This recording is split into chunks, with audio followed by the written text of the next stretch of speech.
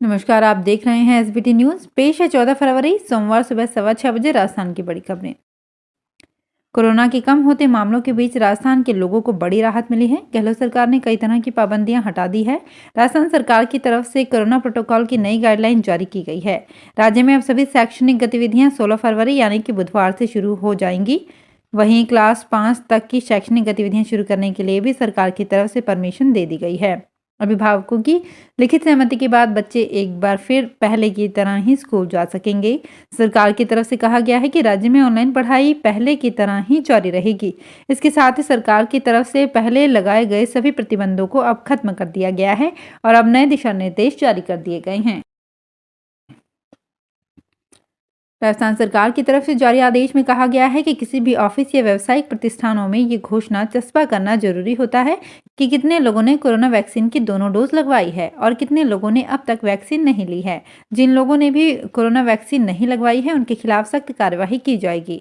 राजस्थान में जो लोग विदेशों से वापस लौटेंगे उनको एयरपोर्ट पर ही कोरोना की RT-PCR जाँच करानी जरूरी होगी। रिपोर्ट नेगेटिव आने पर भी यात्री को 7 दिन तक क्वारंटीन रहना होगा। लोकसभा अध्यक्ष ओम बिरला ने रविवार को कहा कि समाज के विकास में दिव्यांग लोगों की अहम और महत्वपूर्ण भूमिका है। बिरला ने आज राजस्थान के लाखेरी में दयोदय एक्सप्रेस का ठहराव और लाखेरी स्टेशन पर यात्री सुविधाओं का शुभारंभ तथा इंद्रगढ़ घाट के वराना स्टेशन पर यात्री सुविधाओं की आधारशिला रखी। इस अवसर पर क्षेत्र में प्रस्तावित विकास परियोजनाओं के बारे में बोलते हुए बिरला ने कहा कि सोगरिया दिल्ली ट्रेन अब लाखेरी में रुकेगी तथा लाखेरी स्टेशन के प्लेटफॉर्म का उन्नयन करने के साथ ही यात्रियों के लिए प्रतीक्षालय भी बनाया जाएगा। इसके अलावा लाखेरी के लोगों को 4.5 करोड़ रुपए का इंडोर स्टेडियम की सौगात भी मिलेगी। पंजाब कांग्रेस में चौलाहा विवाद थमने का नाम नहीं ले रहा है। मौजूदा सीएम चरणजीत सिंह चन्नी को ही 6 फरवरी को दोबारा पार्टी का मुख्यमंत्री चेहरा घोषित करने के बाद से नवजोत सिंह सिद्धू नाराज चल रहे हैं। सिद्धू का रोष रविवार को धूरी में कांग्रेस महासचिव प्रियंका गांधी की रैली में भी सामने आया। धूरी में कांग्रेस प्रत्याशी दलबीर सिंह गोल्डी की रैली में सिद्धू ने भाषण देने से इनकार कर दिया। स्टेज से नाम पुकारने के बाद सिद्धू उठे, हाथ जोड़े और चन्नी की ओर इशारा कर बोले, इन्हें बुलवाओ। चन्नी को सीएम चेहरा घोषित करने के बाद से ही नवजोत सिद्धू साइलेंट हैं। राजस्थान में रीट पेपर के आउट हो जाने के बाद राज्य सरकार ने भले ही रीट की परीक्षा को रद्द कर दिया हो, लेकिन बावजूद इसके रीट को लेकर प्रदेश सरकार के मंत्रियों को जबरदस्त विरोध का सामना करना पड़ रहा है। तकनीकी शिक्षा राज्य मंत्री डॉक्टर सुभाष गर्ग को 1 दिवसीय भरतपुर प्रवास के दौरान ऐसे ही विरोध का सामना करना पड़ा।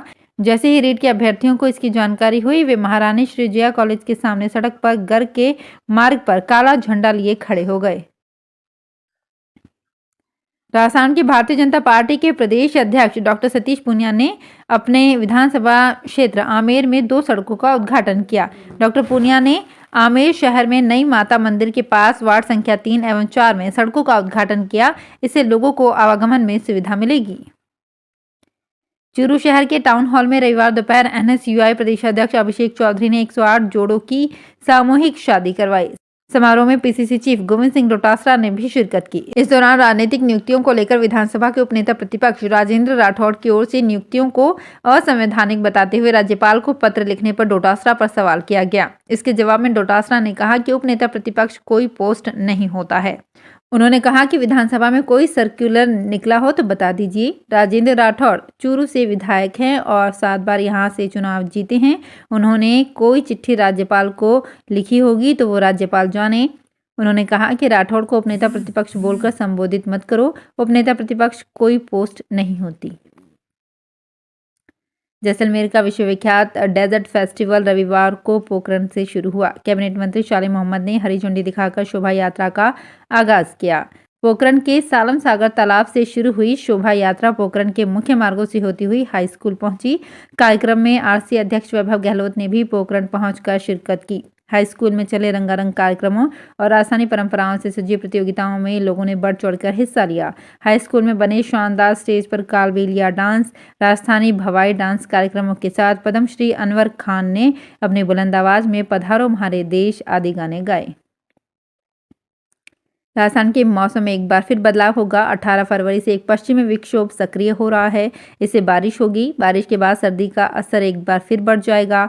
मौसम विभाग के अनुसार 15 फरवरी तक मौसम शुष्क रहेगा, तेज धूप निकलेगी। इसके बाद के तापमान में बढ़ोतरी होगी। वहीं 16-17 फरवरी से प्रदेश के मौसम में बदलाव देखने को मिल रहा है। बादलों की आवाजाही के साथ ही हल्की बारिश होने की संभावना है। डूंगरपुर जिले की डीएसटी पुलिस ने रविवार को पशु क्रूरता के खिलाफ कार्यवाही करते हुए 3 पिकअप में भरे 16 भैंसों को मुक्त करवाया है।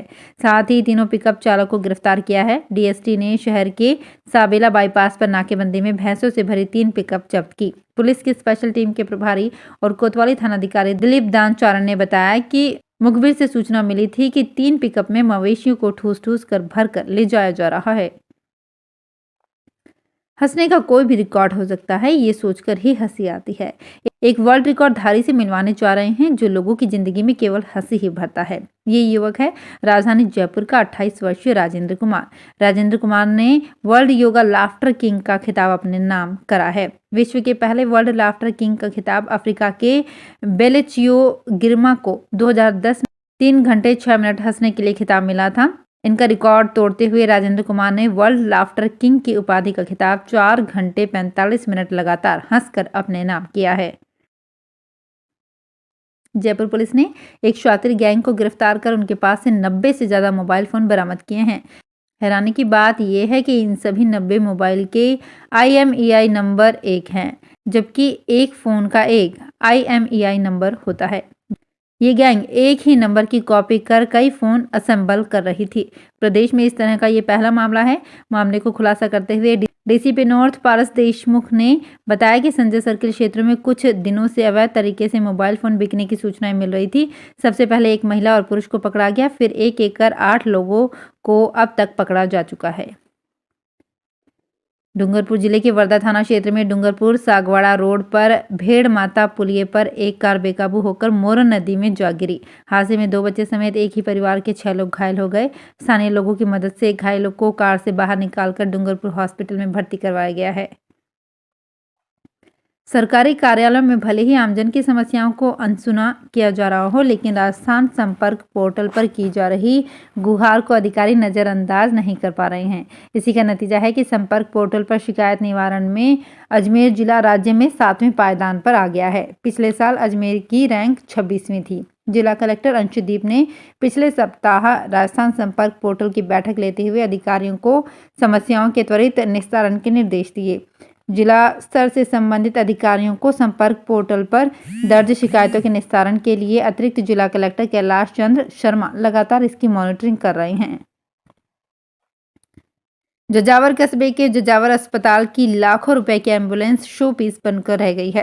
राज्य मंत्री अशोक चांद्रा ने 1 साल पहले विधायकों से एम्बुलेंस जजावर अस्पताल को दी थी, लेकिन एम्बुलेंस रजिस्ट्रेशन नहीं होने के कारण जजावर अस्पताल में शो पीस बनकर खड़ी है। राज्य मंत्री ने 23 जनवरी 2021 को इस एम्बुलेंस को हरी झंडी दिखाई थी। जजावर अस्पताल में पहुंचने के 1 साल बाद तक भी प्रशासन इनका रजिस्ट्रेशन नहीं करवा पाया है। ऐसे में एम्बुलेंस का कोई उपयोग नहीं हो रहा है। एम्बुलेंस के नहीं चलने से दुर्घटना में घायल या गंभीर मरीजों को परेशानियों का सामना करना पड़ता है। तो फिलहाल इस बुलेटिन में इतना ही। फिर हाजिर होंगे कुछ और बड़ी खबरों के साथ। इस वीडियो को लाइक और शेयर जरूर करें। एसबीटी न्यूज के और भी वीडियोस को देखने के लिए हमारे चैनल को सब्सक्राइब करें और नोटिफिकेशन पाने के लिए बेल आइकन को प्रेस करें।